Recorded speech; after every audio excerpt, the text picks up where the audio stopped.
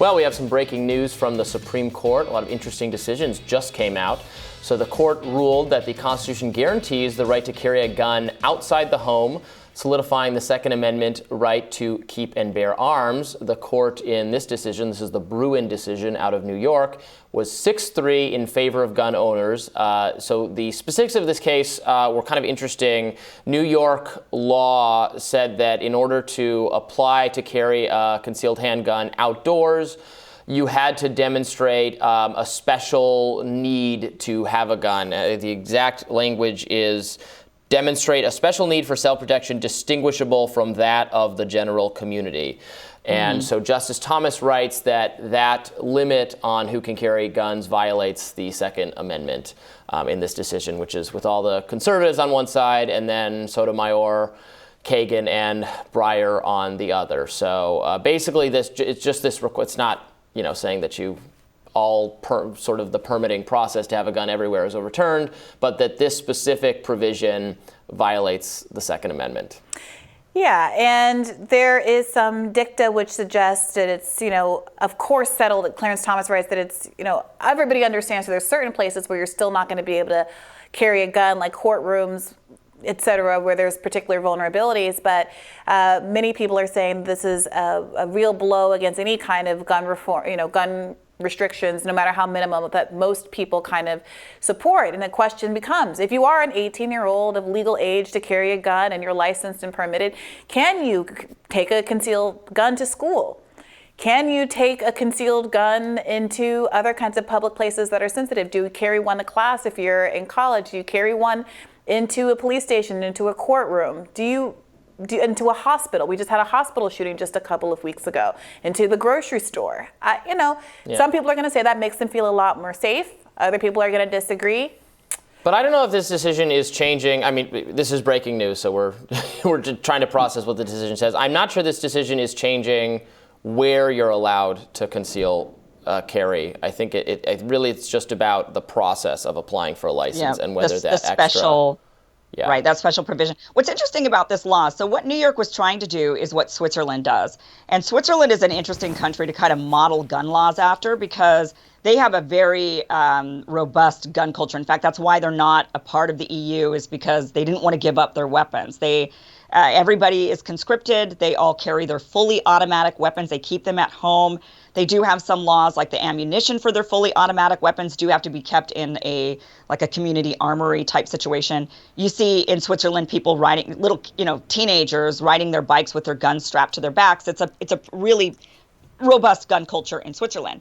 The one thing they do, though, even though people are allowed to have these fully automatic weapons, and then they actually, once they're no longer in the military, they modify those weapons to make them semi-automatic, similar to the AR-15s that we have here in the United States. One thing that they do, though, is they limit handgun use. So they say you cannot have a handgun in Switzerland. They believe those are more dangerous, actually. You can't have a handgun. Well, and they say you can't have a handgun unless you can show special need for that handgun. So those would include things like if you are a security guard, if you are driving an armored vehicle, transferring money for a bank, if you are in need because you're afraid for your life for some reason, you've got a threat on your life, and you apply for these handgun licenses in Switzerland. I believe it's every 9 months you have to reapply and show that need continues to exist after that 9-month time period. So interesting, New York was trying to sort of follow that law a little bit. With a country that has a very robust gun culture that maybe people here in the United States would really like their way of handling some of the gun laws. When you really study Switzerland's gun laws, they have very fascinating laws. Like you have to keep the ammunition separate from the actual weapon. You can only have so many bullets loaded at a time when you're keeping your gun somewhere. So they have all of these interesting safety laws. But one of them, their strictest law is the handgun law. You can't have a handgun there unless you show special need.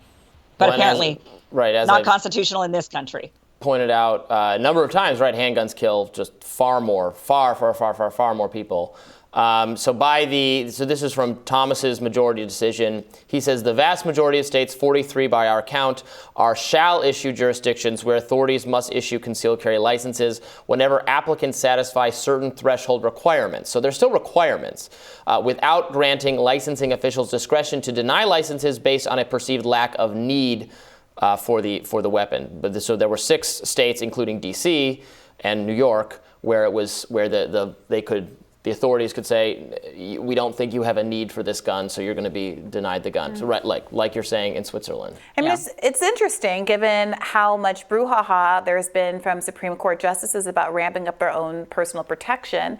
Obviously, they can apply for congressional funds to keep them safe from people who might wish them harm outside of their houses. And I wonder, now this law is struck down in D.C., are people who would like to conceal carry while they're protesting a Supreme Court justice's house going to be more able to get a permit to do so?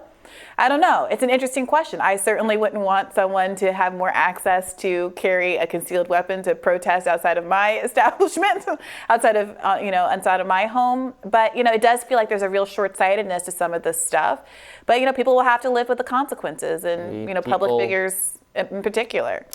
Some people probably want to concealed carry when the protesters / rioters come through and burning everything and destroying everything, which they had were able to conceal. Which no one is carry. doing in front of Supreme Court justices' houses, even as they remarkably attack the First Amendment rights and other constitutional protections extended to other Americans, as we discussed elsewhere in today's segment. So I think first and foremost, we can't pretend that these amendment rights, every time that there is a rule like this, there are winners and losers. And I think we should be having open, respectful conversations about who the winners and losers are, but pretending that there aren't significant losers every time a law like this comes down the pike. I mean, many people are pointing out that at the time of the First Amendment, the bullet had not been invented, the Second Amendment, the bullet had not been invented yet. And a strict originalist might say, okay, none of these Second Amendment laws apply to any of these guns that we have today. But at the time of the First Amendment, the email wasn't invented, but it applies to, that's just a different kind of speech, just the way and that's the rifle is a different kind of for people musket. Excluding all kinds of rights when it's convenient. So the point here is there's very little in the way of principles here. But to depend on rules and the wisdom of people that really do not contemplate the level of violence that we can inflict on each other today, it's worth having a conversation. So regardless, we have all agreed as a society that the Second Amendment deserves protecting. The question is, what caveats exist to also protect the right to life, liberty, and freedom that the rest of Americans should expect and should have guaranteed, despite living in a country where there are a lot of people who would like to use those guns to cause us harm. And after we've seen events like Uvalde that have demonstrated that having many people armed and prepared on the scene doesn't necessarily stop enormous amounts of tragedy. I will say I grew up in Idaho, a red state where people are carrying weapons everywhere. Before I moved here to Los Angeles, I was living in Texas. I recently found out, for example, that a lifelong friend of my dad's, who's been friends with him since they were in elementary school, recently just found out that he carries a gun everywhere. I mean, we were surprised. We're like, really? You carry a gun? He's like, oh, yeah, I got my gun right here. Never knew he carried that gun. Several of other people I know, I never knew until they told me that they were carrying a gun everywhere they went. Every time I saw them, they always had their gun. Same thing in Texas. I had a stalker for a minute there in Texas.